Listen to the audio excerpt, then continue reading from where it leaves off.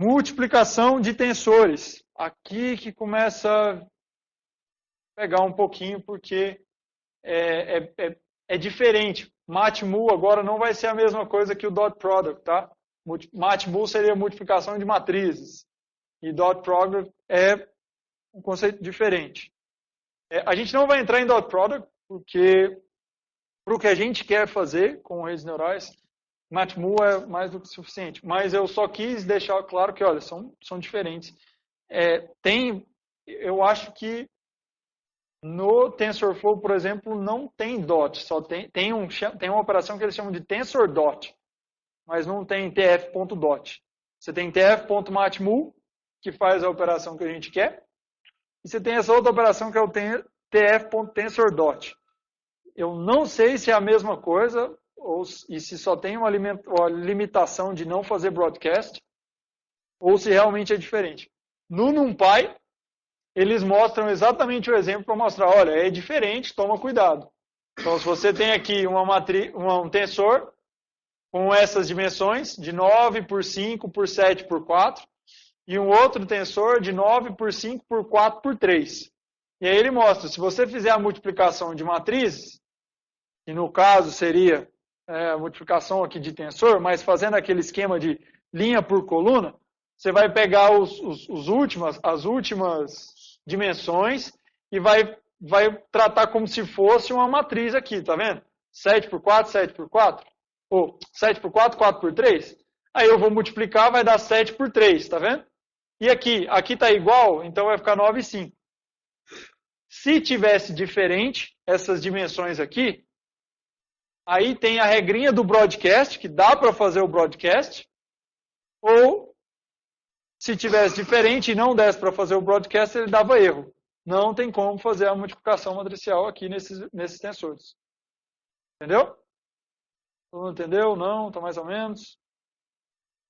Mas esse exemplo, vocês conseguem entender? O NP-DOT vai dar uma coisa bem diferente. 9 por 5 por 7 por 9 por 5 por 3. Então, ele meio que combina isso daqui diferente. Essa conta é diferente. Ok? Tá.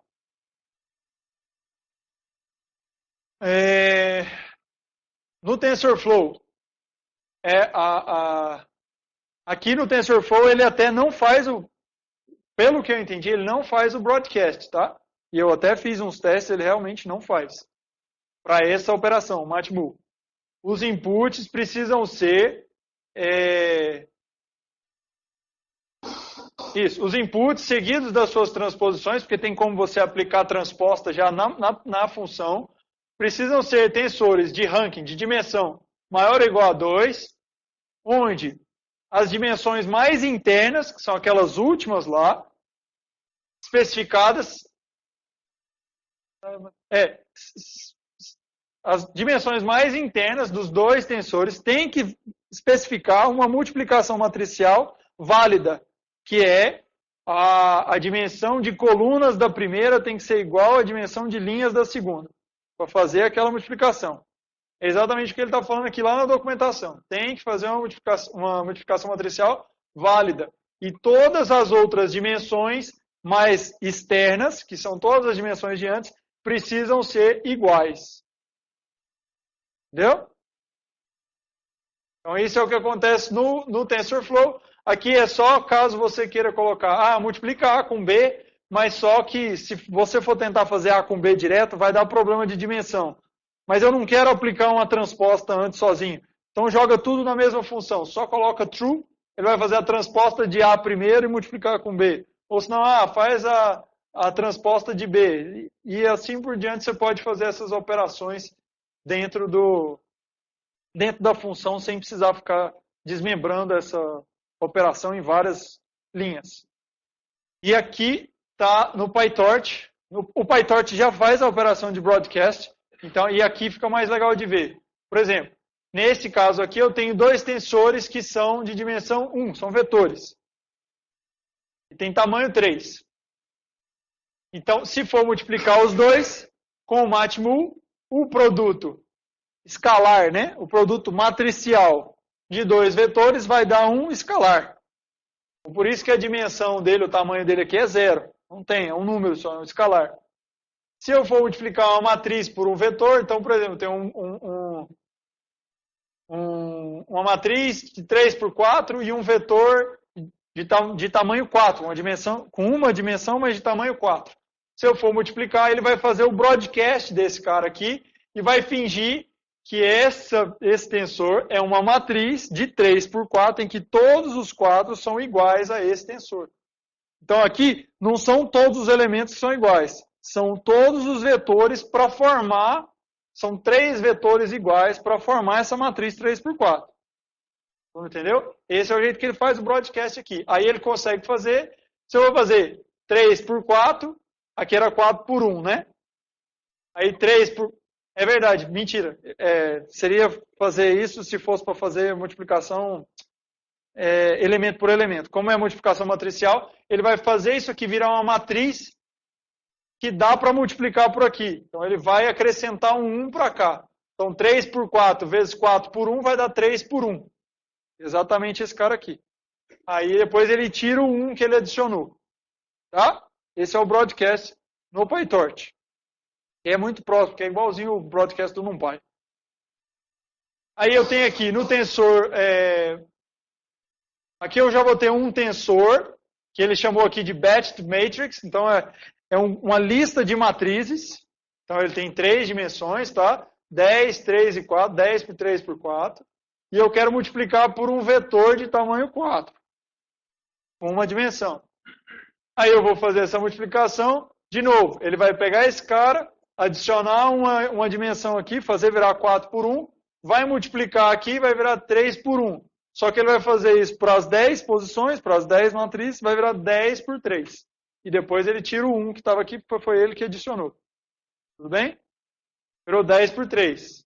Todo mundo entendeu até aqui ou não? Tá conseguindo entender linha por linha? Eu estou fazendo porque essas operações vão ser coisas que, principalmente no primeiro lab, que vai ser onde vocês vão tentar montar as coisas sozinhas, sem usar tanto a rede já pronta, sem usar coisa muito pronta, vão ser coisas que vai ajudar muito a entender o fundamento das redes para vocês depois debugarem melhor os modelos.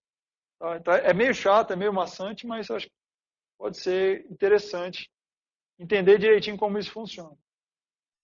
Depois, se eu quiser um tensor por outro tensor. Então, de novo, né? Um batched matrix com um batched matrix. Eu vou ter aqui 10 matrizes de 3 por 4 e 10 matrizes de 4 por 5. E eu quero fazer essa multiplicação matricial. Tem como? Deixa eu olhar lá, quais são as duas últimas. 3 por 4. E aqui, 4 por 5. Dá para fazer multiplicação matricial aqui? Dá. Vai virar 3 por 5. E essas dimensões para cá estão iguais? Estão. Todas elas são 10. Então dá para fazer. Vai virar 10 de 3 por 5. Eu vou pegar cada uma dessas, multiplicar por cada uma dessas, e vai dar 10 dessas daqui. Vocês conseguem perceber que nessa multiplicação, cada uma dessas matrizes vão multiplicar de forma independente com as respectivas matrizes que estão na mesma posição em relação a essa dimensão? Isso aqui é interessante depois também para começar a entender nas convoluções, quando eu aplico as convoluções, quando que a convolução interage com todos os canais. Tenta guardar isso que eu vou falar. Por enquanto vocês não entendem ainda não, mas na hora que explicar a convolução, vocês vão lembrar disso que eu vou falar, entendi o que o Lucas falou. Eu vou acabar explicando de novo, mas mesmo assim.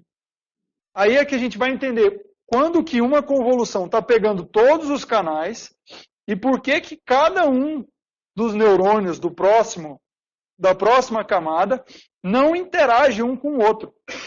Porque eles estão multiplicando desse jeito, tá?